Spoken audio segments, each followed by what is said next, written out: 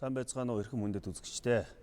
Монголын үндэсний олон нийтийн телевиз, Монгол Улсын шинжлэх ухааны академийн түүх археологийн хүрээлэнгээс эрхлэн явуулж буй Монголын түүх соврал нэвтрүүлэг маань эхэлж байна. Манай өнөөдрийн нэвтрүүлэгт Монгол Улсын шинжлэх ухааны академийн түүх археологийн хүрээлэнгийн Эрдэмтэн нарийн бичгийн дарга Монгол Улсын шинжлэх ухааны гавьяа зүтгэлтэн доктор профессор Хишигт, Монгол Улсын шинжлэх ухааны академийн түүх археологийн хүрээлэнгийн бүс нутаг орчин үеийн судалгааны салбарын эрхлэгч доктор Мягмар Самбат, түүхийн ухааны доктор Хорол Дам. Тэгэхээр өнөөдрийн бидний харилцах асуудал маань бол Монголын 20 дугаар зууны түүх. Ер нь Монголын түүхэнд хамгийн ээдрээтэй мэдээж дахин эрчимтэй судалгааг шаардж байгаа судалгааны үр дүнг нэлээд их анхаарлыг сүүлийн хэдэн жил хандуулсан 20 дугаар зууны 1937 онд өрнөсөн, ер нь 20 дугаар зууны ихэнх хагас өрнөсөн энэ хэлмэгдүүлэлтийн тухай асуудлыг хөндгий. Халуун хилцэ хүрсэн, хатан зүрх шархирсан, хар дарсан он жилүүдийг хамаг монголчууд бүү мартаг. Тэгэхээр энэ хэлмэгдүүлэлтийн асуудлыг бол 1990-ад оноос хойш Монголын нийгмийн өөрчлөлттэй холбоотойгоор дахин шинээр авч үзэх болсон. Тийм ээ.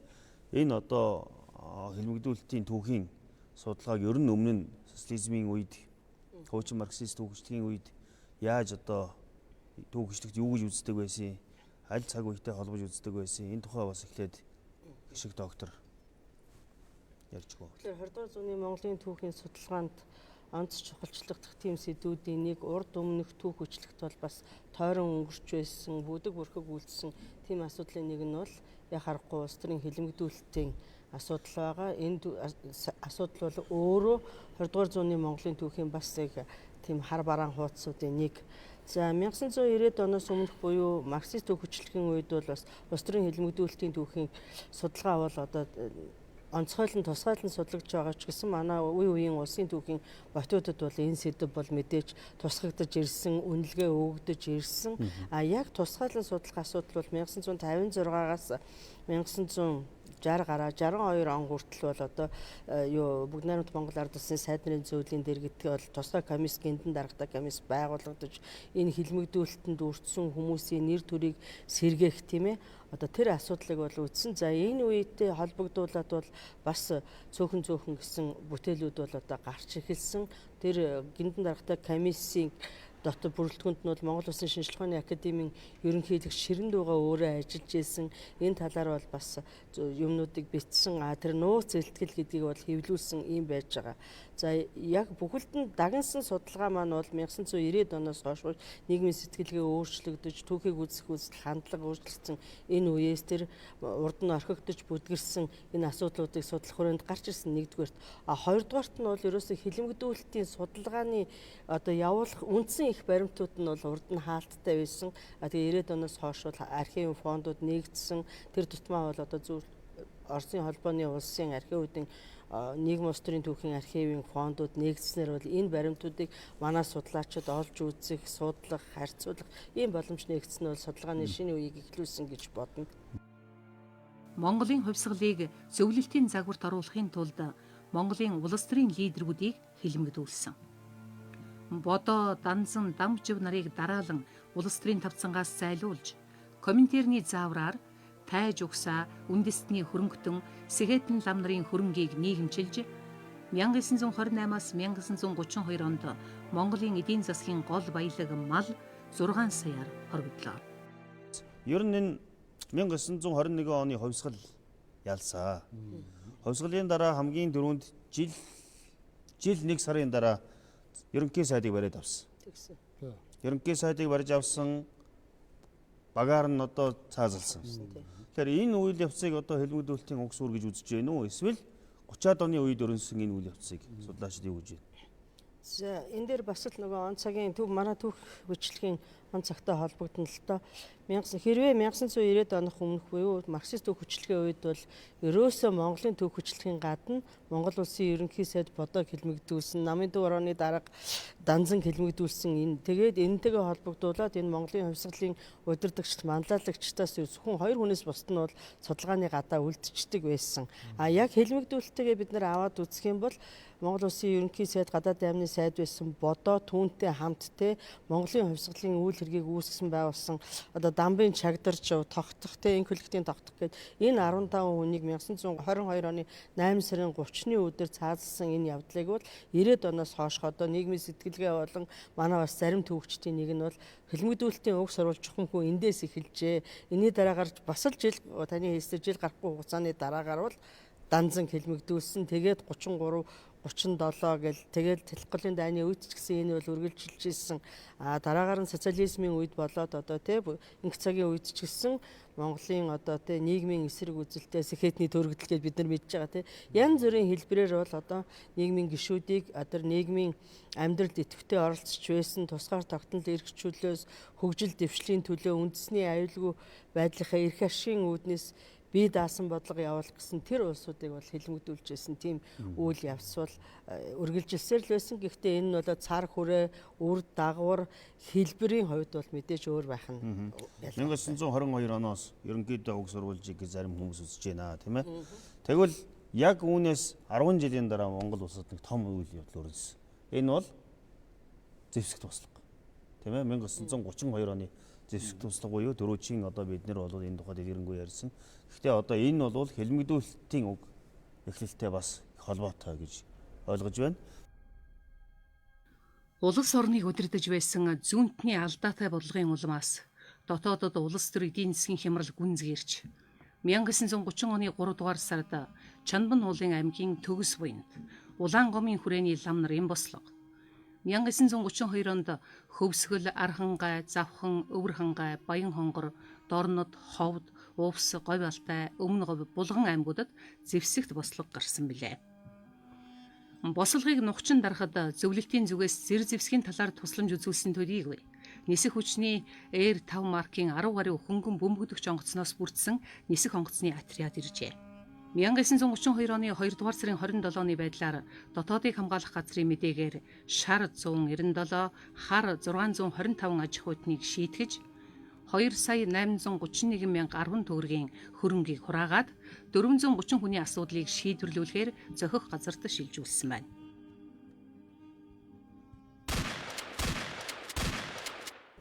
Өөрөөр хэлбэл түүхэндээ монголчууд бие биенийхээ өөдөөс хөлтөн зэвсэг барьсан. Магадгүй энэ үйл явцад алагдаж хороогдсон хүмүүсийн тоо дайны үйл явцаас ч их байж магадгүй тийм ээ. Энэ үйл явцын тухай бас доктор Мигмар Сумбуу ярьж юу. Яг 20 дугаар зууны Монголын түүхэн тохиолдсон бас нэг их хэмнэлтийн явдал бол яа харахгүй 1932 оны зэвсэг тослого л доо.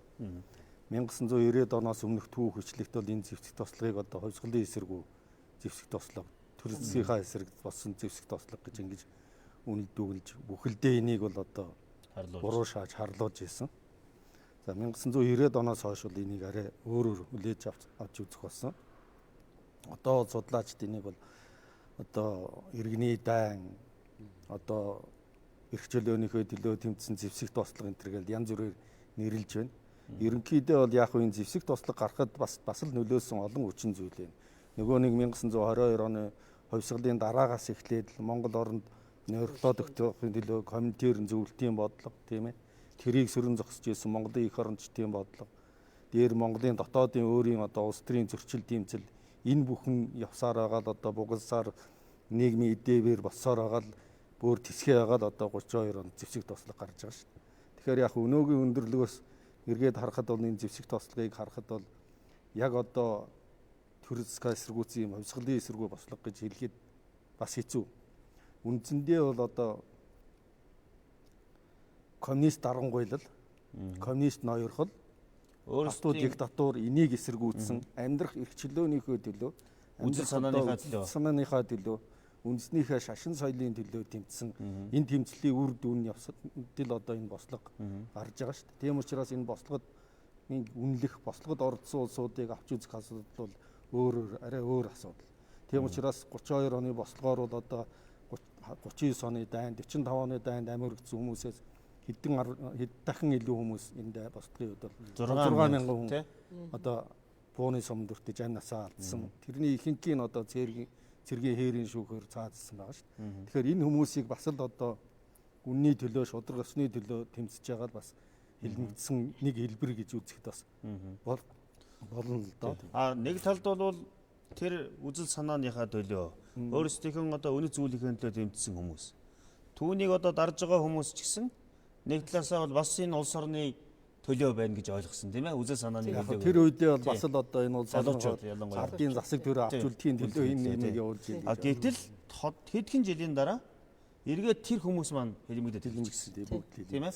Өөрөөр хэлбэл яг энэ үеэс одоо бодиттой гадны гар хөл бас дотоодын нөгөө улс төрийн таны саяны хэлсэн бүгшсэн зөрчил, хийрхэл, үзэл санааны одоо хэд шүтгэн бишрэх энэ явцад одоо яг энэ 1937 ондор бид нар нэлээд төвлөрч яриа гэж бодож байна. 37 он бол хэлмэгдүүлэлтийн одоо оргил үе.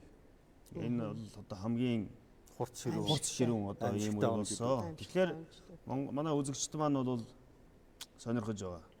Ер нь за хэлмэгдүүлэлтийн тухай магадгүй 1990 оноос хойш хамгийн их ярьсан баг. Гэхдээ өнөөдөр түүхийн судалгаанд яаж авч үзэх юм бэ энэ асуудлыг? Тийм ээ? Энэ үйл явц ер нь хэрхэн одоо энэ эхэлсэн юм бэ гэдэг талаар бол Хоролдон доктор бас ялангуяа 37 оны 9 сарын 10-ны үйл явцыг би онцолж одоо асуумаар. За улс төрийн хэлмэгдүүлэлт гэдэг энэ бидний ойлгодог юмны үндсэн шалтгааны талаар сая тодруулж байна.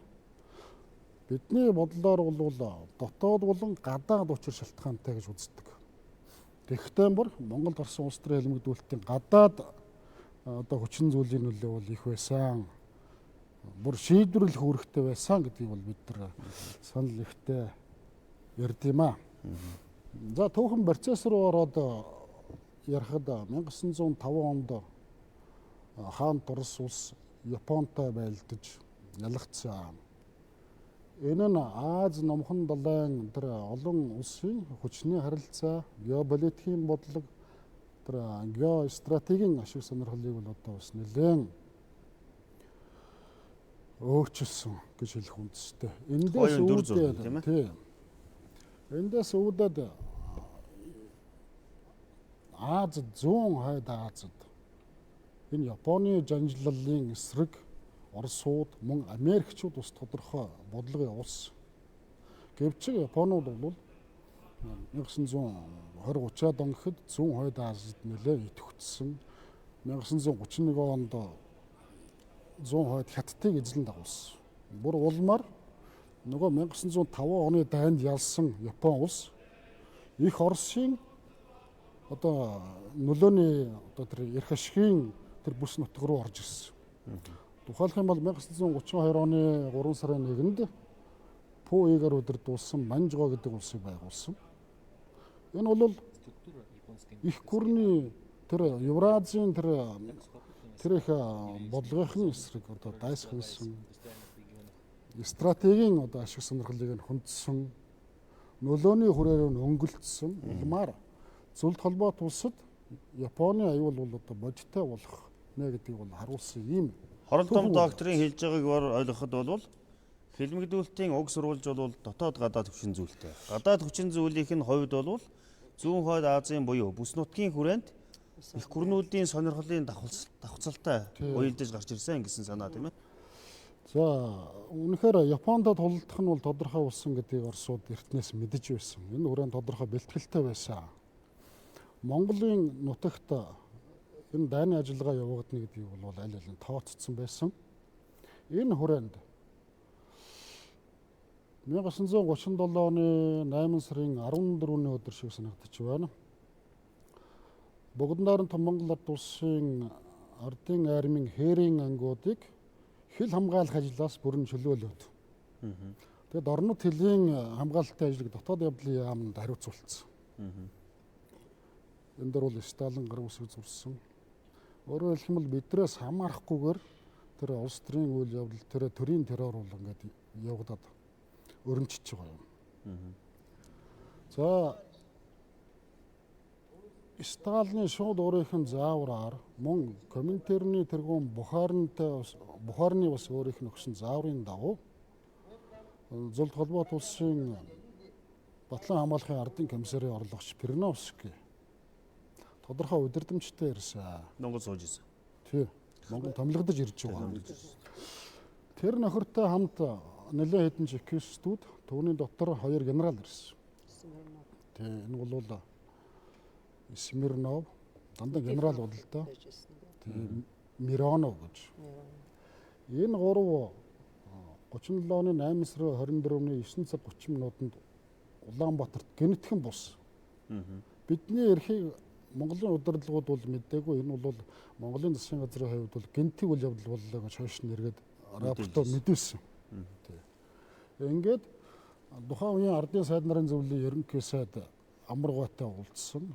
Маршал Чойвсны өөрийнх нь хүсэлтийн дагуу үдээс хойш уулзсан.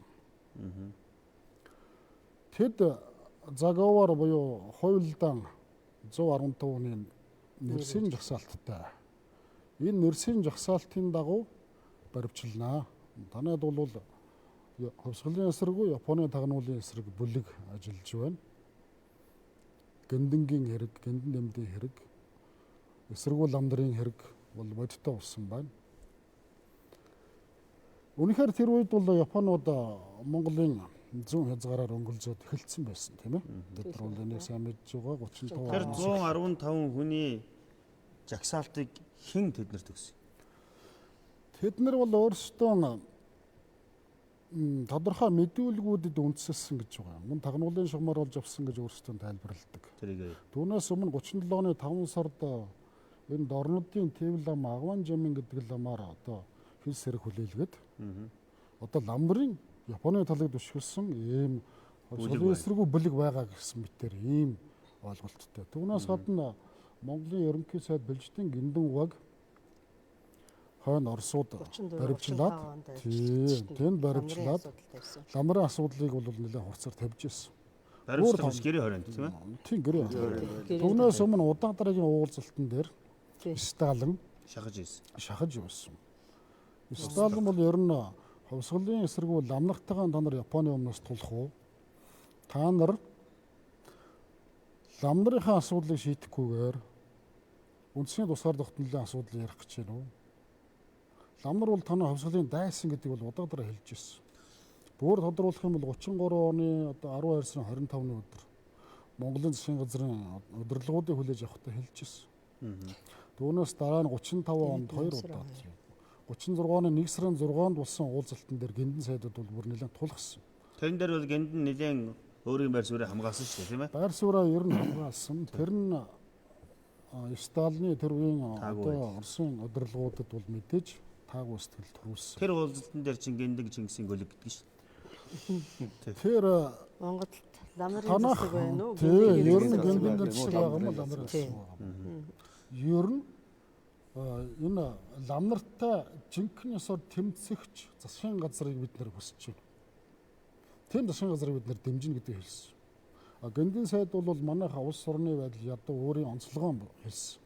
Улс орныхаа язгуур ашигыг хамгаалсан ийм үгсийг хэлж ирсэн. Хэдхэн жилийн өмнө том нуглаа гарчихсан. Айдас бий болсон тийм ээ? Нийгэмд бол өргөн хүрээтэй нийгэмд дотоод амьдрал болчихсон. Яг энэ уулзалтын протоколыг үзэж байхад бол би ихээр нь үзчихсэн л да. Гиндэн бол маш тийм тодорхой байр суурь хэлдэг тийм ээ? Ер нь бол бид нэр шууд алчиж болохгүй байна гэсэн санааг бол болохгүй гэсэн санааг хэлж яадаг. За сая Хоролдон докторын хэлж байгаа. Өөрөөр хэлбэл 1937 оны энэ хилмигдүүлэлтийн одоо хомроглон устгах үйл ажиллагаа эхлэхийн өмнө бол цэргийн асуудал болж байгаа. Өөрөөр хэлбэл Манжуурын хэлэлцээр. Монголын дорнод хэсэгт бол томоохон одоо дайны үнэр хэлсэн тийм ээ? Энэ Манжуурын хэлэлцээр за тэгээд энэ дорнод хэсэгт болсон аюулын тухай та бас тодруулж өгөө. Одоо тэр үед Оросуудын явуулж исэн бодлого. Ер нь бол яг энэ илмэгдүүлэлт нийлүүлсэн гадаад хүчин зүйл бол маш их л дээ. Би бол тэр угс оруулж байгаа. Энд бол ерөөсөө нэгдүгээр энэ гадаад хүчин зүйл гэдэг нь Нэгдүгээрт бол одоо дорн зүгт Японы аюул улам Монголд орж исэн тийм ээ. Тэр нь ч үнэн тийм ээ. Орж исэн тийм орж исэн. Зөвлөлтийн эрх баригч гэсэн энэ аюул манайд бас санал хэлж ийн гэдгийг мэдчихсэн. Дайн хизээ нэгэн цагт болох нь гэдгийг бас мэдчихсэн. Тийм учраас дайн хаана болох вэ? Зөвлөлтийн нутагт болох уу, Монголын нутагт болох уу? Эсвэл өөр газар болох уу гэдэг. Хойд ядтаа болох уу? Тийм ч учраас зөвлөлтийн эрх баригчид бол 1937 оноос эхлээд Японы эсрэг хятадын дайныг дэмжижсэн шүү дээ, тийм ээ. Хятад асар их цэрэг зэвсгийн тусламж үзүүлж ирсэн, мөнгөнд тусламж үзүүлж ирсэн, өөрийнхөө нисгчдийг Японы эсрэг дайнд оролцуулж ирсэн. Гэтэл хятад энэ дайнд ялагдаад эхэлсэн. Тэгвэл одоо яах вэ? Одоо энэ дайны аюул бодтой болоо. Тийм учраас энэ Монголын асуудлыг онцгой болсон. Тийм учраас зөвлөлтийн эрх баригчид бол Монголын асуудалд онцгой анхаарч Монголд өөрийнхөө зэргийг оруулах ийм шийдвэр гаргасан. Энээс өөр аргагүй байдал төрсөн. Монголд чөлөөтэй үйл ажиллагаа явуулахын тулд цэвэрлэгээ хийх гэж. Тэгэхээр ерөөсөө чөлөөтэй үйл ажиллагаа явуулах гэхээр саад тэг их байсан. Ерөөсөө ингээд та бүхэн харж байгаас 37 38 оны хувьсгалын эсэргүү чинь гиндэн дэмдийн хувьсгалын эсэргүү нарын удирдсан хувьсгалын эсэргүү гэж гиндэн дэмэд хоёр их толгойж байгаа шүү. Тэр хоёрын нөлөө тэр үед гиндэнгийн байр суурийг бид нар сая ярьлаа тийм. Гэтэл дэмэд бол бас 1936 он зөвлөлтөд очиод Сталинтай уулзахдаа энэ зөвлөлтөөс авах цэргийн тусламжийн асуудлыг ярихад энэ зөвлөлтөөс авах цэргийн тусламжийг бол дайны болон 50 цаг гэсэн хоёр хуваана. Хоёр өөр байдлаар авч үзнэ. 50 цагт бол одоо бид нар санхүүгийн болоод зэвсэг техникийн тусламж авна. Дайн болсон цагт харин цэргийн тусламж үзүүлэх юм гэсэн ийм. Ер нь бол цэргийн тусламж өөрөөр хэлбэл зөвлөлтийн зэрэг Монгол дайн болвол оруулна, тэгэхгүй бол оруулахгүй гэсэн ийм байрсан. Тэгэхээр бол зөвлөлтийн эрх баригчид Монгол цэргээ оруулах гэхээр юм тодорхой саад бэрхшээл байсан учраас энэ саад бэрхшээлийг устгахын тулд даван дуулахын тулд энэ хэлмэгтийг зохион байгуулсан. Тэр 9 сарын 10-нд ихэлсэн юу бол маш нарийн зохион байгуулалттай. Дэмэд бол цэргийн авдлын яамны сайд бүх цэргийн жанжин дэмэд бол 1937 оны 8 сарын 22-нд зөвлөлтийн тайг өртөнд одоо нас орсон шүү дээ. Энэ бол явахдаа бол зөвлөлтөд болж байгаа цэргийн сургуулийг үзэх юм урилгатай явж ирсэн Монголын цэргийн төлөөлөгчд. Гиндэн, Дэмэд, Лхүмб, Лувсан ширам нарын удирдсан Японыг түшгэлсэн хувьсгалын эсэргүү хувилдааны байгууллагын гэсэн хэд хэдэн хэргийг зохион байгуулж, үүний үр дүнд 26 мянган хүнийг хэлмэгдүүлснээс 25 мянган хүнийг 1937-оос 1939 онд шийтгсэн байна.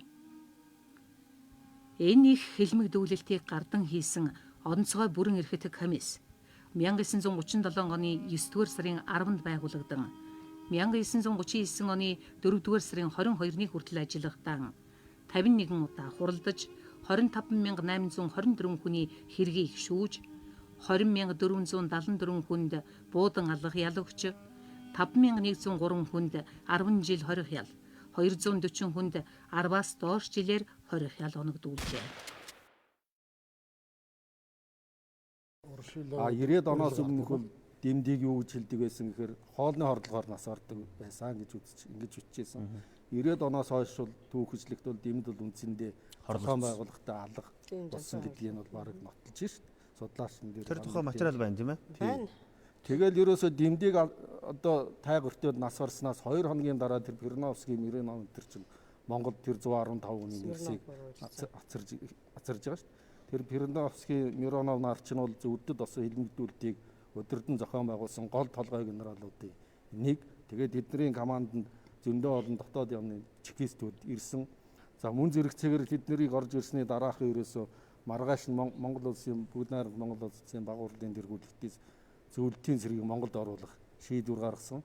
Энэ шийдвэрийг мэдээ тулган хүлээлгэсэн. Бараг тэр шийдвэр гараагүй байхад орж ирсэн байсан шүү дээ. Зөвлөлтийн зэргүүд одоо Алтан булаг ирийн цаавар Монголд орж ирж ирсэн шүү. Гаргах нь тодорхой байсан биз дээ. Тодорхой тэр үл зайлшгүй. Монгол улсын засгийн газар ерөөсөө энэ Монголд энэ зэрэгээ оруулахын тулд өөрийнхөө нөлөөнд баттай оруулахын тулд энэ хэлмэгдүүлэлтийг маш нарийн зохион байгуулалттайгаар 37 оны 9 сарын 10-наас эхлүүлсэн байна. Тэгээ энэ дээр бас нэг юм нэмэт хэлчихв. Тэгэхээр энэ цэрэг оруулах асуудал 57 дугаар онцгой корпус орж ирэхээс өмнө бас нэг том үйл явдлыг бол бид нэр ярьдаг те. Энэ бол 1936 оны 3 сарын 12-ны протокол гэрээ явж байгаа. Харилцан туслах. Энэ гэрээний чинь өмнө 1934-35 онд Гиндэн сайд явсан, 36 оны сүүлээр Дэмэд намсраа эднэр явсан. Энэ олон дээд шатанд болж байгаа Монгол зөвлөлтийн удаа дараагийн хэлэлцээрүүд дээр бүгд найрамдах Монгол ард улсад одоо тулгараад ирж байгаа бүс нутагдах тэр аюулыг тийм ээ яаж сөргөн зогсох уу? Энэнд бол тэ болцсошгүй дайны нөхцөл бүгд найрамд Монгол ард улсын нутаг дэвсгэрийг хэрхэн бэлтгэх асуудал бол бүр 32 оноос тэ бүх холбоотны комисс Большевик намын дэргэд Монголын комисс байгуулагдаад Ворошилов тэргүүтээ стратегийн зориулалтаа маш олон барилга байгууламжууд байгуулагдаад эн чинь тодорхой хугацаанд явсан. Тэгжээд л 35 оноос таны тэ одоо халахын голын дан тэ одоо нөгөө Япон манжийн одоо давталгаанууд ихэлсэн шүү дээ. Энэ нөхцөл байдал чинь ингэж хуваарсаар хагаад хамгийн түрүүнд таны асууж ирсэн энэ хилмигдүүлэлтэнд нөлөөсөн одоо гадаад хүчин зүйлүүдийн зангилаа маань энэ дээр хүрээд ирэн дараагийн сэдвээр ирэх баг тийм ээ. Тий. Тэгэд энэ бол үндсэндээ зангилаагаа тайлж хүний хороо ажил руу орж эхэлж байгаа. За Монгол улсын талаас бол ямар нэгэн эсрэг үйлдэл үзүүлээгүй. Идэвхтэй үйл ажиллагаа эхлүүлсэн. Ер нь бол яг зүгээр Монгол улсын талаас бас энэ илмэгдүүлэлтийг ямар ч эсэргүүцэлгүй байсан ч гэж бас болохгүй. Жишээлбэл одоо нөгөө төмбийн хэргийг дараагаар улсын баг хурлын тэргүүлэгчдийн тогтоолоо яг энэ 35 он 39 оны 37 оны энэ үед бол ямар ч эсэргүүцэлгүй. Яг энэ үед бол яасан гэхээр нэгдүгээрт бол 32 оны төмбийн хэрэг айлгсан. Тий. Айлгсан энэ бол маш том одоо шийд гараагүй шүү дээ. Хоёрдугаарт бол зөвлөлтийн нөлөө бүхий одоо 32 оны босхыг дарсан хүч байна гэдгийг харуулсан. Гуравдугаарт бол манайхны талаас хүсэж байгаа асар их хүсэл болсон нөгөө тусгаар тогтнолоо олж явах. Хүн цэнээр юугаар ч хамаагүй одоо буулт хийж олж авах гэсэн хүсэл сонирхол дээрийг тоглосон. Тэгээ бас энэ илмэгдүүлэлт чинь тэр яг ингээд зөвлөлтийн тэр төлөөлөгч тусгай төлөөлөгчд ирж удирдсанаас гадна зөвлөлтийн тэр 57 дугаар онцгой корпус чинь уг нь бол одоо Монгол улсад Япончууд хөрөнгөлөгчийн нэрнээс хамгаална гэж орж ирсэн боловч үнэндээ бол одоо яг тэр аюултай дорнод хил хязгаар эхэндээ бол очоогүй. Ерөөсөө 57 дугаар онцгой корпусын удирдлага нь Улаанбаатарт, тэгээ анги салбарууд нь Алтан булаг, Улаанбаатар, Баян Түмэн, Тамсаг, Сайн шанд бүр Уршаа, Замын үд хүртэл ингээд таваа байрлцсан. Энэ их цэргийн хүч энэ дор одоо энэ илмэгдүүлэлт бас явагдсан. Хяналтах хүчтэй. Ингээд цэргийн одоо нэг 9 доо нөгөө нэг 19 онд ганц зэрэг орж ирээд юу яасан шиг л дэрүүнтэй төстэй тийм цэргийн хүч хэрхий. Манай үзэгчид бол энийг сонирхож байгаа. Өөрөөр хэлбэл улс төрийн бодлогын хувьд цэргийн хүчний хувьд гадаад дотоод хүчин зүйлийн үүссэн нөхцлөөр айлгах тийм ээ энэ шахалтын хувьд бол энэ асуудлыг шууд шийдэж эхэлсэн. За хэлмэгдүүлэлт эхэллээ. Монголд маш хүнд нөхцөл байдал үүссэн. Ард түмний сэтгэл санаа тийм ээ ер нь бол толгой дараалж одоо ядах ийм ажиллагаа өрнөсөн. Энийний манлайд цэргийнхэн лам томоохон одоо 17,000 лам. Томоохон нөлөө бүхий одоо лам нар. За тайж нар. Өөрөөр хэлбэл нөгөө 800 жил тасралтгүй ирсэн угсаа задгамжлалын үрс. Нөгөө монголчуудын сэхэтний бүлэг буюу тэр шилдэг хэсгийг хэлмэгдүүлж эхэлсэн. Ер нь нийгмийн тэргүүлэх хэсгийг урьдчилан хүн амын тоглолгуудыг удаадраа явуулж байгаад одоо жишээ нь тайж нар 13,000 гаруй тайж байсан. Тэр үед тоолгоор. Тийм, тоолсон 3 оны хүн амын тоолгоо. Лам нарыг бүхэлд нь хямдсан байсан. Нэлээд хэдэн жилийн өмнөөс. Тэгээ ер нь 40-оос дээш насны лам нарыг бол ер нь хоруулсан. Бүртгэлтэй, бүртгэлгүй хоруулсан. Одоо бид нэг тоо баримтыг дүрддэг. Дотоод яамны нөгөө чибисийн гаргасан чибисийн бүртгэл байна. 32 тийм ээ? Тийм. Лам нарын тоо. Бас сууж байгаа сүм хийдийн бүтэц зохион байгуулалт. Тийм байна. Байршил бүртгэл. Өөр мяндаг тушаалаар нь гаргасан. Тийм учраас амархан явж байхгүй. Бүрэн хянцсан байгаа. Тэгээ үүнээс гадна бас нэг юм анзаарах юм бол энэ өвөр Монголд манайхан өөрсдийн зүгээс бас гүйцэтгэх ажиллагаа, тагнуулын ажиллагааг нэлээд сайн зохион байгуулж байсан. Тэр чанараараа энэ Японы хүч бол асар хүч байна гэдгийг мэдсэн байсан. Энэ дайрж орж ирэх нь тодорхой, бараг монголчуудыг, баргын морин дивизүүдийг одоо бамбайварх нь тодорхой байсан. Манайхан ч бас өмнөөс нь өвөр Монголын баргын нөлөө өгөх хүмүүстэй бол одоо холбоо тогтоогод цэргийн яамны шугамар, цэргийн яамны тагнуулын газрынхны шугамар одоо нэлээд мэдээлэлтэй байсан. Тийм ч учраас энэ 9 сарын 10-ны их баримтчилгаанаас бараг сарын өмнө 8 сарын 13-ны өдөр цэргийн яамны тагнуулын газрын дарга байсан банзрагчийн очруудыг Доромтын 90 цавд байхад нь Чойвсын эндээс шипрээр дорнод дэх дотоодыг хамгаалахын төлөөлөгчтэй ярьж хагаад баримтлуулах ажиллагаа зохион байгуулсан. Чой болсон тэр үед ямар албан тушаалд? Чойвсын тухайн үед бол ардын сайд нарын зөвлөлийн ерөнхий сайдын орлогч улсын маршал Өрлөг Жанжин. За ингээд Монголд энэ Монголын дорнод нутагт бол дайн дэвтэх тодорхой болчихсон. Ийм нөхцөлд нөгөө хадан тавчруулагдсан халиуны зөвлөцг нь Монгол болсон. Монгол бол тэр их Оросын энэ одоо айхтар хараа хяналтнаас мултрах арга байхгүй байсан. Тэр чинь өмнө зүгийн одоо хятадын аюулаас, хятад уус аюулаас өөрсдөө хамгаалж байгаа. Тусгаар тогтнолынхаа төлөө тэмцэж байгаагийн хувьд зөвлөлт холбоо тусыг одоо дагна юу хийсний одоо биелүүлэхээс өөр аргагүй болж хувирсан шүү дээ. Гэвч үүний өмнөөс одоо манай тулхтай улс төрч ямар Япон юм уу? Амарга, Догсомгоо энэ төр бол бас байр сууриа илэрхийлж байсан. Тэр чанараараа тэр одоо их хадлагыг одоо ламдрын эсрэг, тэр нийгмийн элит хэсгийнхний эсрэг тэр их яргаллыг хойшлуулаад, тогтоон бариад тодорхой одоо ингээд тэмцлийг хийж исэн гэж хэлэх үндэстэй байна. Би нэг зүйлийг тодруулмаар байна. За ингээ хэлмэгдүүлт хийсэн нөхцөл байдал бий болсон. Үнэхээр манай энэ цэргийн хүчнийхэн лам нар ямар нэгэн сөргөлдөө байсан юм шиг байна. Японуудтай. Үнэхээр ямар нэгэн сэжим Нэг тийм бодтой байхгүй дээ. Одоо өөрөөр хэлбэл нөгөө Японы тагнуулын байгууллага Монгол байсан юм биш үү? манайхан гүйцэтгэх. Тий, ер нь бол яг зүгээр мэдээ тэр үед чинь одоо цэрэг улс төрийн байдал бүс нутгийн хэмжээнд их хүнд болсон шүү дээ. Маш хүнд нөхцөл. Дэлхийн 2 дугаар дайны өмнөх цаг үе шүү дээ тэр чинь. Тэгэхээр мэдээж Японы тагнуул ямар нэгэн байдлаар Монголд байсныг бол үгүйсэх аргагүй шүү дээ. Монгол ч гэл Японы тагнуул байсан, Монголын тагнуул ч гэсэн тэр Манжи нутагт очиод тагнуул хийж явсан 36 онд л уцсан онцгдоо гэл том тагнуул очижсэн. Аль аль талдаа тагнуулууд бол байсан. Тэрийг бол үгүйсэх аргагүй. Зүгээр тэр Монголын төр засгийн том удирдагчдын удирдсан тийм том хувьсгалын эсэргүү Японы одоо гар хөл болсон тийм байгууллага байсан уу гэх юм бол тэр бол өөр асуудал. Тэр бол байгаа. Би яагаад гэж асууж байгаа гэхээр ер нь манайхан бол 1911 оноос ч юм уу хойш 3 дахь хөршөөхөнтэй бол их уулздаг гэсэн. Тэгсэн.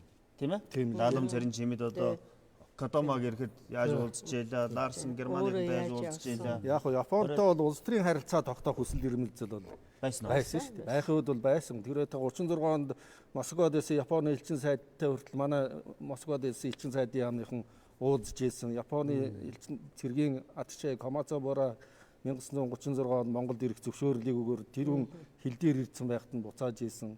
Одоо Манжуурт байсан Японы элчин бас зөвшөөрөл төсөөл бас тэрийн дараа нь хүчинг болгож ийсэн.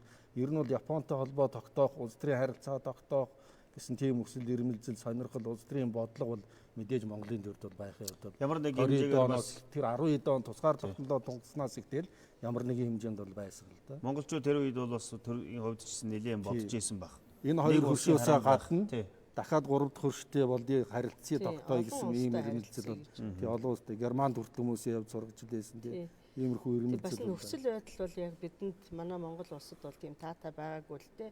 Тийм учраас бол 30-ад онд 1932 онд Манжуго улс байгуулагдаад 35 оноос халахын гол болон дээр садаг дулаанаар Япон Манжийн зүгээс одоо ингээд давталгаа эхэлчихсэн. Бүгд найрамд Монгол ард улсын засгийн газар өөрийнхөө одоо өмнөөс тунхаг гаргаад ингэж ийсэн ч гэсэн Манжуурын баг хурал 35 онд гэсэн амжилттай болохгүй байж байгаа. Бүр халахын голын дайны дараа манай Монгол бүгд найрамд Монгол ард улсын Манжугогийн хөлийн асуудал зохицуулагдсан шүү дээ. Тэгэхээр ийм нөхцөл байдал бол их эвгүй болцсон үед бол бүгд найрамд Монгол ард улсын төрийн удирдлага бол тухайн үедээ бол өөрийнхөө тусгаар тогтнол нутаг дэвсгэрийн бүрэн эрхт байдал одоо бүтэн байдлыг хамгаалахад бол яг харахгүй зөвлөлт холбоот улсын тусламж дэмжлэг цэрэг зэвсгийн тусламжинд наатахаас өөр арга байхгүй. Түрүү Мегмар Самбо доктор хэрлээ удаа дараа явсан цэргийн болон төрийн дэд удирдлагын тавьж исэн асуудал нь гэхдээ энд бол заагтаа хандах нь 50 цаг болон их 50 цаг тэр тусламжийг ямар хэмжээгээр авах уу яаж ашиглах уу тэр тусламжиндаа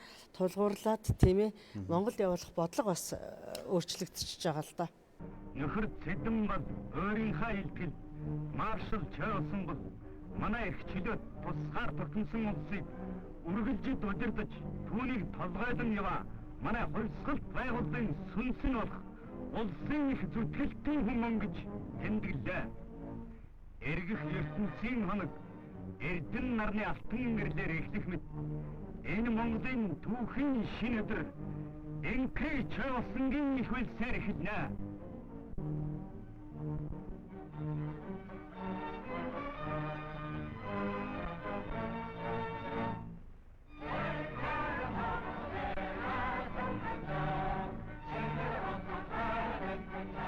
За хэлмэгдүүлэлт эхэлсэн.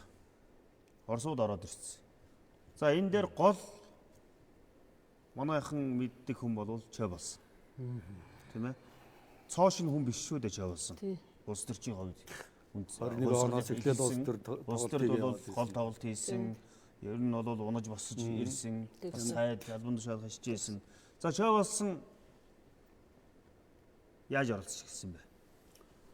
За маршал Чойсны талаар ярина гэдэг бас их хүнд. Ягаад гэвэл энэ хүний түүхэнд оруулсан тэр эерэг сөрөг одоо оролцсон хувь нэмэр гэдэг талаас. Маршал Чойсны Оросууд их эртнээс судалсан. Ер нь бол за ер нь 14 оноос 18 онд хойно эрхөө сурж байсан тэр үеэс нь багш нар нь тодорхойлсон байдаг. За 1928 онд Коминтернийхэн чинь Монголд тэр Богомир Шмирал тэргүүтээ Коминтерний төлөөлөгчдийн баг эрцгээгээд Монголд төрийн эргэлт зохион байгуулсан. Энэ үедээ бол өөр нь хоорондоо ярьж хэлцэж байхдаа Чой улсын биднэрт ойртчил байг. Чой улсын бид нар ашиглана гэдгийг бол хэлж ирсэн. Тэр уулзж ирсэн уулзалтын протокол архивын баримтууд бол бий. Чой улсныг сул хүн сайн гүйцэтгэж гэдэг талаас нь бас тэд нар өөрсдөө дүгнэлтээ өгсөн байсан. За тэгээд анхны том сорилт бол 1928-9 оноос эхлээд Богдон дарамт Монгол ард улсад тэр ламдрын эдийн засгийн хүчийг одоо анхуулах, сулруулах, тэр хөрөнгө хураах, нийгмийн чинээлийг эсгэхний хөрөнгийн хураах комиссын хөрөнгийн хураах комиссын дараагаар маршлыг эхлээд тавьчихсан. Хэн шалгаж байна шүү дээ. Ер нь олон комиссийг үүсэн дээ. Шалгаж байна тийм ээ. Комисс өдөрдүүлсэн тэр комиссын ажил бол бас нэлээд далайцтай явагдсан. Нийт улс орон дээр. Баахан хөрөнгө хураасан. За эндээс эхлээд манайр бол ер нь томоохон ажил хариуцуулж болно гэсэн нэг тийм итгэлийг Оросуудад төрүүлсэн бололтой байгаа юм. Зөвлөлтийн талд. Тийм. Өөр хүмүүс их судалж байсан. Тухайлх юм бол Жамбын Лумбгоо судалж байсан. Лумбгоо бол өөрөө эрс хэлсэн байдаг.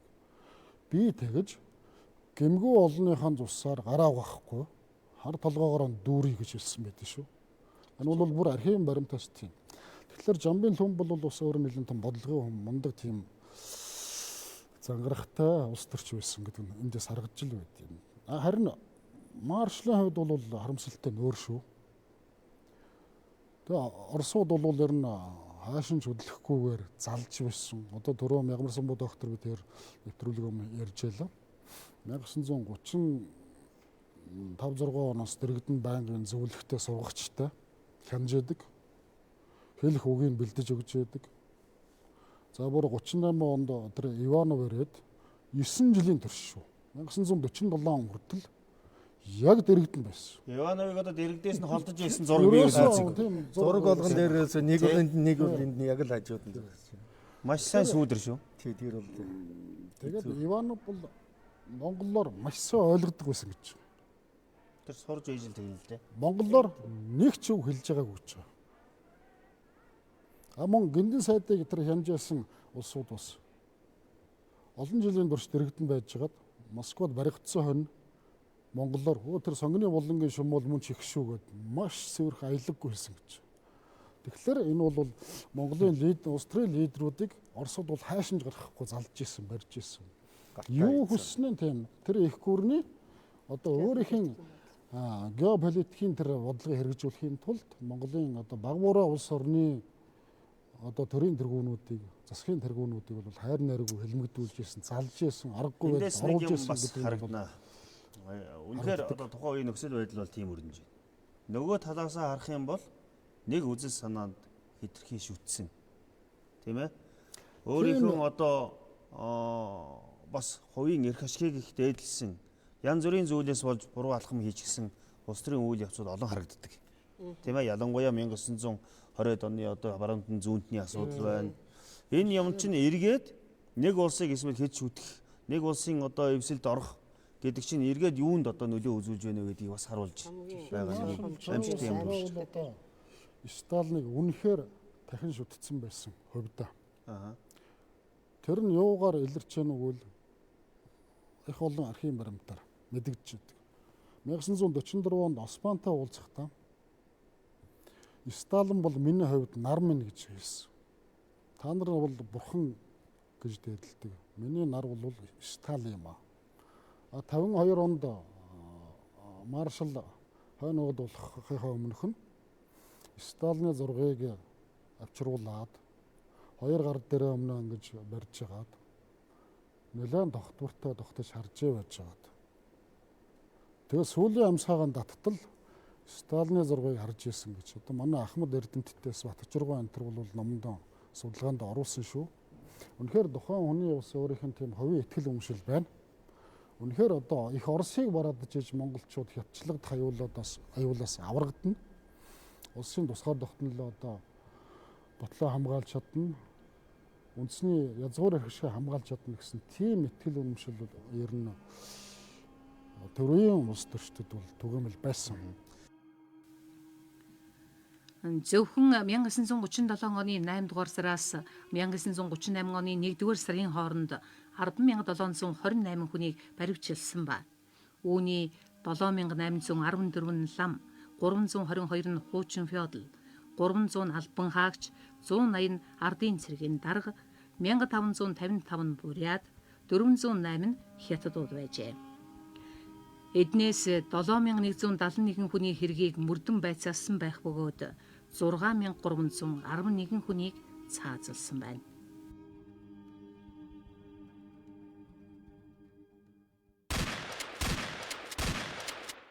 За, хэлмэгдүүлэлтийн үйл явц хамгийн хүнд туссан би цэргийн тухай бас асуумаар байна. Дан эхэлсэн. Одоо энэ хэлмэгдүүл 37 онд эхэлсэн. Гол одоо цэргийн удирдлагт байсан хүмүүс рүү халдж эхэлсэн тийм ээ. Энийг бол би юу гэж хардгийг гэхээр нөгөө чой болсон бас илүү нэр хүнд боломжийг авчирж өгөх. Нөгөө өөрийнхөө талын хүн гэсэн юм харагдаж байдаг. Тий. Энэ судал талаарх судалгааны. Яг одоо 30-аад оны дундор бол цэргийн явдлын яамны сайд бүх цэргийн жанжин дэмэд дээр нь ерөнхий сайдын 1-р орлогч сайд гэсэн ийм албан тушаалтай маш их нэр хүндтэй, маш их нөлөөтэй байсан л да. Одоо Манжуурын хилцээд орж ирсэн улсууд наашин загтал ичгтэй хүндэт удирдагч дэмддэл гэж бичээснаас биш чоолсонд нэг загтал ирж байгаагүй. Тэр үед бол одоо цэргийн яам чоолсон хоёрын харьцаа их юм уу? Чоолсон бол ер нь баг цэргийн яамаар хорддггүй, баг харьцдаггүй гэсэн зүгээр ийм мэдээ энэ төр байдаг л да. Тэр нь үний юм шиг байна. Дэмэд бол жинхэнэ цэргийн хүн. Дэмэд бол жинхэнэ одоо тууштай их орон цэргийн тэгээд өөрөө ингэсэн бас үзэл бодолтой. Хаан сургууль төгслөө Орос. Тамбов цэргийн дунд сургууль төгссөн. Тэгээд одоо Монгол улс юуны дөрөнд одоо тэр хэвдэл үү? Твэр. Морин цэргийн сургууль төгссөн шүү. Тэгээд одоо юуны дөрөнд Монгол улс бол өөрийнхөө Монгол ардын хувьсгал цэргийг хөгжүүлж эннийхээ хүчээр тусгай тогтнолоо хамгаалан дараа нь одоо гаднаас тусламж авах гэсэн ийм байр суурьтай шүү дээ. Энэ дээр хатуу зогсчихсан. Тийм ч учраас тэр зөвлөлтийн бодлогыг Монголд хэрэгжүүлэхэд хамгийн гол саад болж ирсэн хүний нэг. Тийм ч учраас дэмдийг устгасны дараа сая хэлмэгдүүлэлт эхэлж байгаа. Тэгээд хэлмэгдүүлэлт 9 сарын 10-нд эхлээд дараахнаас нь дэмдийг одоо хувьсгалын эсэргүүгээ зарлал тэгээд цэргийн дээд удирдлагын хүмүүсийг бүгдийг одоо бараг 70 цэргийн дээд удирдлагын 77 хүн байсан тэрний 72-ын улс төрийн хэлсээр хэлмэгдүүлсэн гэсэн ийм тооцоо байдаг. 1937 оны 9 сарын 10-нд нөгөө 100 гаруй хүнийг баривчлахад чинь одоо бүх цэргийн жанжин мальж тэргүүтээ цэргийн 32 хүн байлаа. Төмбийн хэрэг чинь одоо цэргийн 315 хүн шийдэгдснээс 50 гаруй цэргийн хүн байлаа. За тэгээд нийтдээ 37-оос 39 оны хооронд чинь цэргийн одоо бараг 800 гаруй хүнийг шийдгсэн гэсэн тооцоо байдаг баг. Тэрний 500 гаруй дарга нар 300 гаруй. Өөрөөр хэлбэл маш сайн бэхжиж байсан хувьсгал цэргийн бэхжилтийг бол задлж задлсан болгож тийм ээ. Тэгээд Чаолсон өөрөө одоо 39 оны 9 сард цэргийн явдлын яамны сайд бүх цэргийн жанжины албан тушаал томилогдсныхаа дараа цэрэгт Монгол ардын хувьсгал цэрэгт хэлмэгдүүлэлтийг бас ийм гүнзгийрүүлэх ийм тушаал шийдвэрүүдийг бол бас гаргаж ирсэн. Тэрний нэг нөгөө 221 алдарт нөгөө өөрийгөө илчлэх тушаал гэж нэрлэдэг. 221 37 оны 11 сарын 15-нд гаргасан тушаал. Өөрийгөө илчлээ. Цэргийн албаагчдад одоо өөрийгөө илчилж юм бол одоо аюул багтаа гэсэн хэрэг. Үнэндээ тэгээгүй шүү дээ, тийм ээ. Өөрийгөө илчлээ барьсан. Тэгээ өөрийгөө илчилсэн 700 гаруй хүнийг бүгдийг айрмаа салаад дараа нь ихэнхийн дахиад улс төрийн хэлмэгдүүлэлт барайл.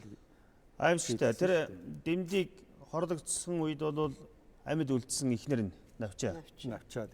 Дараа нь эргэж ирээд дэмд хэлмэгдэхэд навчааг бол 8 сартаа жирэмсэн цаасалсан. Тэгэхээр энэ хэлмэгдүүлэлтийн одоо яг болсон процессын тухай бас одоо хэлмэгдүүлэлтийн энэ материалыг үзчихсэн хоролдом доктор яг тэр нарийн яаж шийдэгдэг байсан холбогдох материалуудыг одоо энэ Тагнуул ерөнхий газрын тусгай архив, хойно Оросын архивуудаас авчирсан материалуудыг үзэхэд бол үнэхээр хувь хүн эрдэмтэн судлаачийн хувьд бол их зоммоор хэцүү. Ярихад бас хэцүү. Ширэндөөгаа хэлсэн байдаг шүү дээ. Хэлмэгдүүлэлтийг үзээд би өвдсөн тийм ээ. Тэрнээс болж Оросод одоо хурдан энээс сухтыг гэж хамаг биеэр нь юм гарч шин унтж чадгаа байсан. Тэгээд аспирантурт явсан. Зарим хавцс тэрэг дээр бол ер нь цусны тол бонтер тусцсан байдаг шүү. Тийм үү. Тэр чинь яргаллын явцад. Яагаад тэгж их яргалаад байсан юм бэ, хүчирглээд байсан юм бэ гэдээ ингээд үзэхлээр худлаа юм. Тэр цаанаа бас онлог үндэстэй. Тэр зөвлөлтийн прокурор тэр одоо онолч гэдэг юм аа. Эдвард Янурович Вишинский гэдэг. Тэр хүн ер нь хэрэгтэн өөрөө буруугаа хүлээхээс өөр нотлох баримт байхгүй гэсэн нэг тийм онлын буруу баримжаа гаргаж ирсэн. Тийм бол өөрөө над хэрэгээ хүлээ. Тэрний дагуу явсан. Зөвлөлт холбоот усад ялгаагүй ийм процесс явагдсан.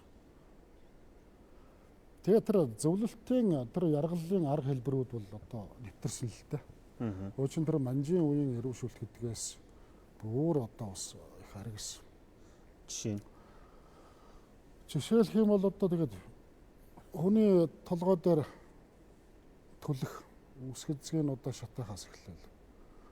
Өндөр сандал дээр суулгах. За өндөр сандал дээр суулгах, пишингийн дэргэд суулгах, халуун гал шарах, тэр лампаар одоо хүчтэй хайрах, төлөх, хүчтэй барж ухтар дор унтуулахгүй байх, одоо жижүүрлэн байцаах, нойр хойлгүй байлгах, мөрдөн мөшгөх, аллаа буудлаа гэж одоо айлгах, машин дээр суулгаж аваа явчихна. Одоо чи хэрэгээ хүлээхгүй байгаа юм чи чамайг цааслна гэдээ аваа явчихдаг. Тэр явцсан зарим нь өбөнөрөө саналаа антер гэдэг. Уцаагаад аваад. Нэгийнх нь мэдүүлгээр нөгөөг нь илрүүлдэг. Тэгээд нэгнийх нь мэдүүлгээр энийг нь гүтгүүлдэг. Амаргуй ийм ахуйтай хувьд яргалах. Сэтгэл зүйн одоо хүчтэй тийм нөлөөлөх ийм үндсэн аргууд зөвлөлт холбоот тусад явагдаж ирсэн. Одоо жишээ нь нөгөө яргалын тэргуул туршлагуудыг нэвтрүүлж ирсэн. Тийм үндсэндээ тэгэж хэлэх одоо үндстэй. Тэр Александр Солженицны тэр ГУЛАГ Олтрик гэдэг ном байгаа. Тэрэн дээр бол одоо 50 гаруй төрлийн яргаллын хэлбэрийг дурдсан тэмдэглэсэн байдаг шүү дээ. Манайх бол тэрнээс дутаагүй. Тэгээ энийг ярихад одоо үнэхээр одоо хүнд хэцүү. Гавтааны хэд онгуулах бол наад захын асуудал. Гэвтэл одоо гавтааны хонуулаад үүдэг мөрдөн байцаагаад үүдэг эрүүдний шүүдэг явдал одоо 21-р зуунд бас байна гэдгийг бас ярьж л биш. Энэ хувь хэлмэгдэж байгаа хүн бол яах вэ? Ингээд алагдаж байгаа. Ингээд дуусчих. Хэлмэгдэгчдийн ар гэрийн асуудал бол маш хүнд туссан тийм ээ.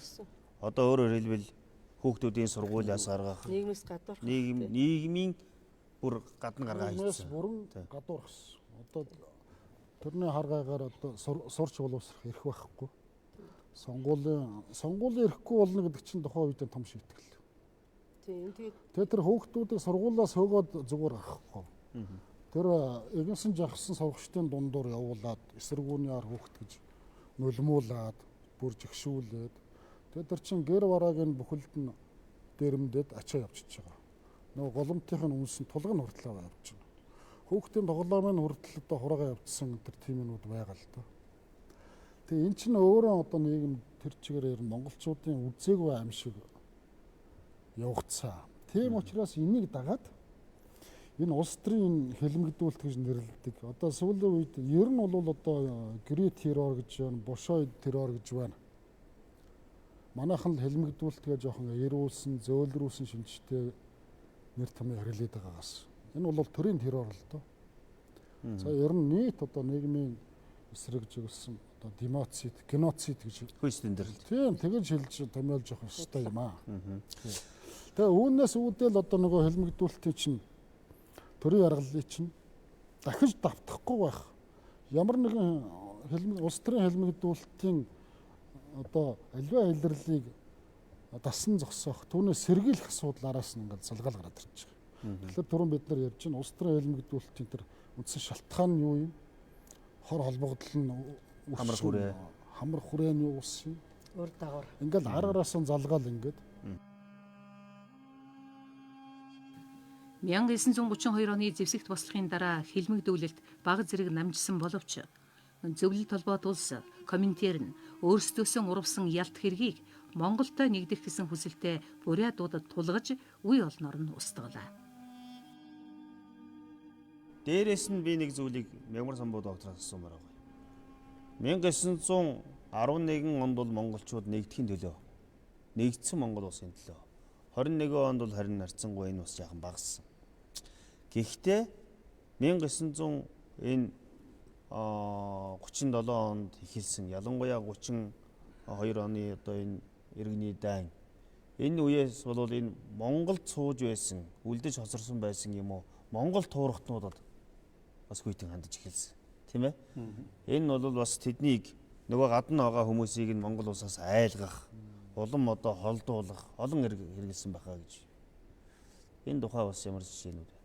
Тэгээ ер нь яг улс төрийн хэлмэгдүүлэлт чинь бууны ам чиглэсэн хамгийн гол юм л ерөөсөө л энэ үндэсний эрхчлөө тусгаар тавхлынхаа төлөө тэмцэгчдийг л хамгийн дөрөнд л их онолж ийсэн шүү дээ. Тэдний хамгийн их хүртэгдсэн зүгээр нийгмийн бүлгийг авч үзвэл лам цэргийнхэн энтергээл ерөнхийдөө бол ингээд ерөнхий дүнгээр нь харахад бол хэн эрхчлөө тусгаар тавхлынхаа төлөө их тэмцсэн байна. Тэр үн л хамгийн дөрөнд л хэлмэгдсэн шүү дээ. Одоо жишээлбэл 1912 онд 271 хүнээ дагуулад ирсэн Сумын хайсын цахрууд байна тий. Сумын хайсын одоо 56 партизан тэр 37 38 онд амьд байхад бол тэднээс ер нь 4 5 хан л үлдсэн байгаа шүү дээ. Бусдын тэгээд зүтгэжсэн хүмүүс. Тий. Партизанууд бүгд байна. Манлайбаатар дамдын сэрмэн баргын тийм ээ. Баргууд чинь одоо 1911 оноос эхлээд нэгдсэн Монголынхоо төлөө тэмцсэн. Тэгээд хяактын гэрээгээр хуваагдахаар нэг хэсэг нь одоо энэ Монголдо үлдээд Монголынхоо төлөө ажиллаж амьдарч ирсэн. Гэтэл Манлайбаатар дамдын сэрнгийн 3 хүүхдийг 3 дангийн улс төрийн хэлмэгдүүлээл нэгэн сураггүй бол хоёрын хуулийн дээд хэмжээгээр хэлмэгдүүлсэн байх жишээтэй. Тэгэл баргын одоо хувьсгалын эсэргүүнээр баргач нь одоо нөгөө хөлбөмбөрийн маргууд чинь манжтай хил залгаа. Тэгээд тэнд цадан төрлүүд нь ах トゥ хамаатан байдаг. Энүүгээр нь одоо үндэслэж маш их хэлмэгдүүлж ирсэн. Баргын одоо хувьсгалын эсэргүүнарын бослого бурятууд байна.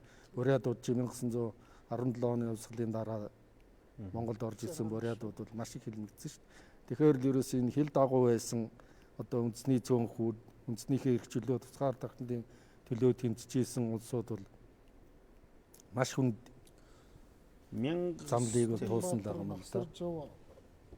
1927 онд өөд улсны дараа тэр хэрэглээ үед 1931 онд Хатанбаатар Масарж бол урдын үнэхээр хар шар феодлын нэгэн мөн болоо. Тиймээс түүний үр хүүхдийн хөрөнгийн хураас нь зөв болсон. Одоо тэр хөрөнгө хураасныг буцааж өгөхгүй энэ гэсэн тийм шийдвэр бас гарцсан байдаг. Тийм баримт тусан байгаа. Эндээс үзэхлээр одоо жишээ нь сонгуулийн эрхийн асч ирсэн Хатанбаатар гэдэг чинь хэн бэлээ? Одоогор бол энэ Ардын Хатанбаатар, Монгол улс, Орос, одоо энэ Оросын холбооны улс, Хятадын 3 улсын нутагт цэрэг командолж их орныхон төлөө тэмцэж ирсэн. Агуу жанж. Тэр бол тэр нийгмийн хамарсан тэр их айхтар хийрхэл бол тухайн улс үндэстний өөрийнх нь одоо бахархлыг юм чинээ тоохгүй байна. Тэгээ үндэсний эрхчлөөний төлөө тэмцэлтийг хэлмэгдүүлэх ажил чинь зөвхөн одоо 37 38 оноор дуусаагүй шүү дээ. 1945 онд чөлөөлөх дайны дараа бараг өвөр Монголоос зөндөө олон айл өрхүүд ирсэн. Тэднэрээс чинь одоо 1950-ад онд зөндөө хүмүүсийг бас улс төрийн хил сэргээр хэлмэгдүүлсэн шүү дээ. Өөрөөр хэлбэл ганц Монгол улсад хэлмэгдүүлэлт өрнөөгүй Монгол туурхтанд маш том санаалга болсон. Өөрөөр хэлбэл дахин Монгол туурхт нь нэгдэн нийлэх хоорондоо одоо эвсэн нэгдэхээс бүрэн таслах ийм одоо том үр дагаврыг бол харуулсан гэдгийг бол. Тийм бодлого. Сая бол одоо манай явуулсан байна. тий оролдом доктор бас хэлж байна. Үнэхээр энэ хэлмэгдүүлэлтийн нөхцөл байдал бол маш хүнд.